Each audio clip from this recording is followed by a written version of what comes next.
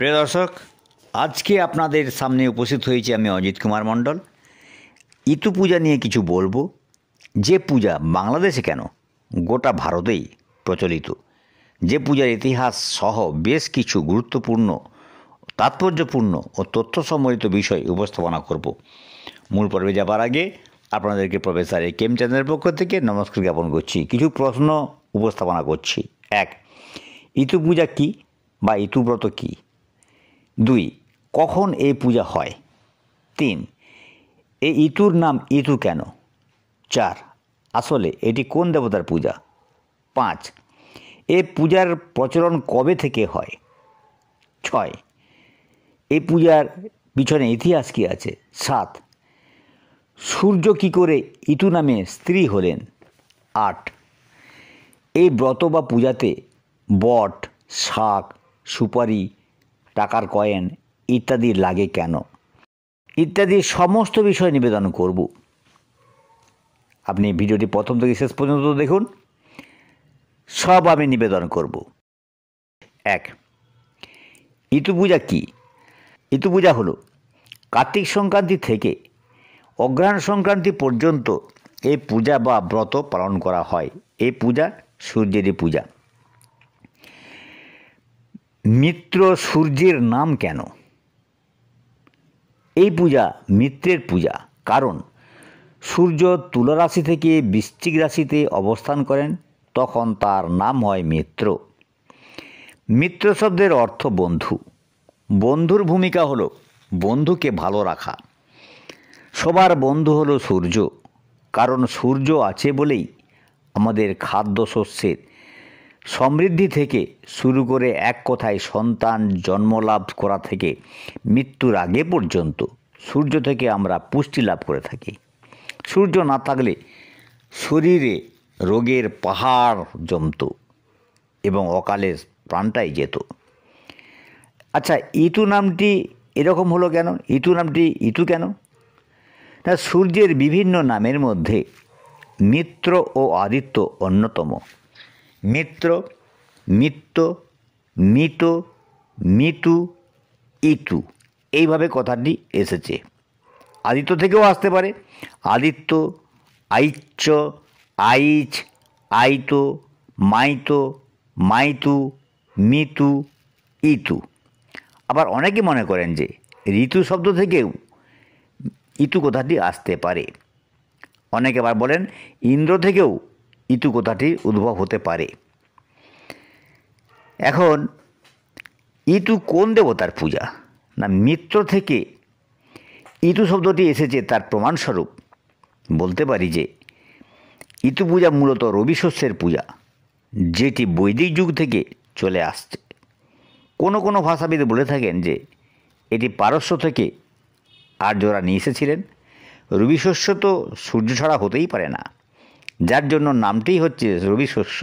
তাই রবি বা সূর্যের অপর ভালো নাম, বন্ধুত্বপূর্ণ নাম হলো মিত্র, আর মিত্র থেকেই মিতু, ইতু কথাটি এসেছে। এখন প্রশ্ন হলো, মিত্র শব্দ তো ক্লীবলিঙ্গ। ক্লীবলিঙ্গ হলেও মানুষের বিশ্বাস ইনি পুরুষ দেবতা। তাহলে হঠাৎ করে পুরুষ স্ত্রীলিঙ্গ হলো কী করে? আর্যদের সভ্যতা পিতৃতান্ত্রিক হলেও প্রাচীন ভারতীয় সভ্যতা মাতৃতান্ত্রিক। এক কথায় শাক্ত প্রভাবে সূর্য বা মিত্র হয়ে গেছেন ইতু। লক্ষ্মী প্রমাণ আছে আগম শাস্ত্রে। আদ্যাস্তোত্র জাতীয় বহু স্তোত্র হল শক্তিস্তোত্র। শক্তি কথা থেকেই শাক্ত কথাটি এসেছে। শাক্ত হেতু এই ব্রত মহিলারাই করে থাকেন, না শাক্ত হেতু এই ব্রত মহিলারাই পালন করে থাকেন। মহিলাদের মধ্যে বালিকা, সধবা, বিধবা সবাই করে থাকে, সবাই করতে পারে।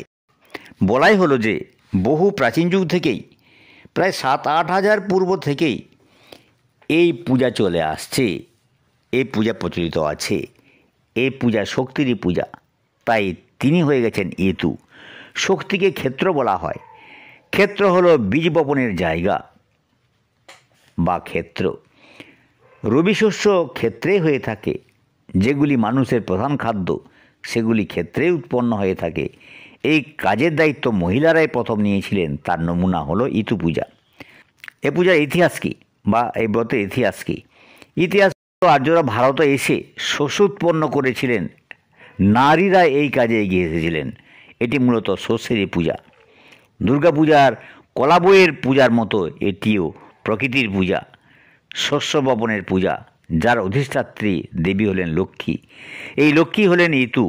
ইতুরূপধারী সূর্যই হচ্ছে ইতু।